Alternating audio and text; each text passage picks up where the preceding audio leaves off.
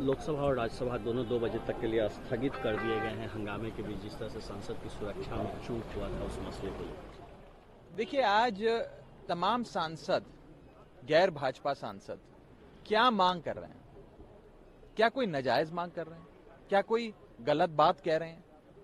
वो बस इतना ही तो कह रहे हैं कि इस देश की सबसे सुरक्षित इमारत मानी जाने वाली भारत देश की संसद में अगर एक इतनी बड़ी सुरक्षा चूक होती है तो उस पर चर्चा हो, उस पर जांच एजेंसियां, माननीय गृह मंत्री जी, जो भी लोग सुरक्षा के लिए जिम्मेदारी जिनकी दायित्व बनता है, वो आकर सदन के भीतर अपना बयान दें और पूरे पार्लियामेंट को कॉन्फिडेंस मिले। इसमें कोई नाजायज मांग तो कर नहीं रहे।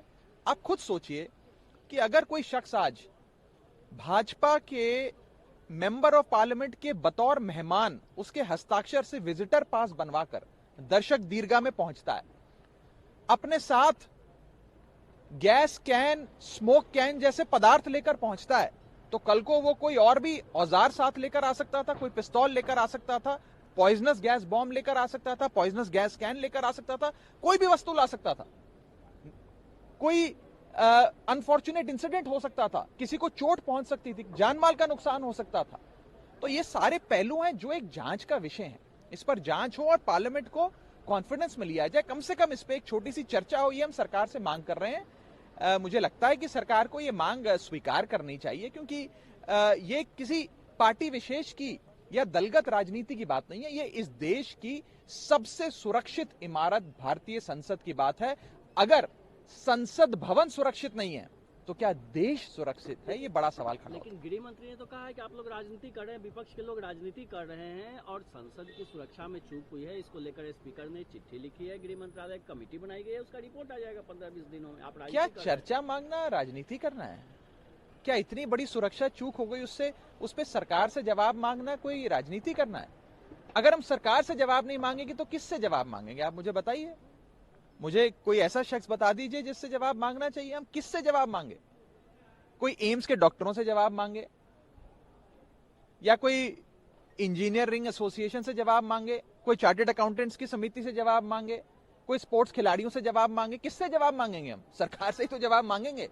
तो जब सरकार से हम जवाब मांग रहे हैं तो सरकार कह रही है आप राजनीति कर रहे हैं। अरे हम राजनीति नहीं कर रहे, हम जवाब जानना चाहते हैं कि कैसे ये सुरक्षा चूक हुई। हम सब जानते हैं, हम सब सांसद हैं, कि कोई भी शख्स अगर आपका बतौर मेहमान किसी सांसद का सदन के भीतर आता है तो 3 बार सिक्योरिटी चेक होता है, 3 बार आपकी सिक्योरिटी चेकिंग और फ्रिस्किंग होती है। आपको साधारण सा बॉल पेन, मोबाइल फोन तो दूर, एक साधारण सा बॉल पेन तक दर्शक दीर्घा में ले जाना इजाजत नहीं होती ले जाने की। तो कैसे कोई शख्स गैस कैन, स्मोक कैन लेकर पहुंच गया? ये बड़ी गंभीर जांच का विषय है और हम चाहते हैं कि सरकार इस पे एक छोटी सी चर्चा कराए, सारे फ्लोर लीडर्स की बात सामने आए, तमाम नेता अपनी बात रखें, सरकार उस पर जवाब दे, पूरे सदन को कॉन्फिडेंस मिले, देश को कॉन्फिडेंस मिले। और अगर संसद सुरक्षित नहीं है तो देश की जनता ये पूछती है कि क्या देश सुरक्षित है? तो जनता अपने चुने हुए प्रतिनिधियों के माध्यम से जवाब जानना चाहती है, सरकार को जवाब दे देना चाहिए। मेरी तो सलाह ये रहेगी कि आप जवाब दे दीजिए। जवाब देने में कोई ऐसी बड़ी चीज नहीं है। जो भी अभी तक जांच हुई है वो जांच सदन के सामने रखिए, लेकिन जैसे जैसे आप चर्चा से भागेंगे लोगों के मन में प्रश्न चिन्ह खड़े होते हैं।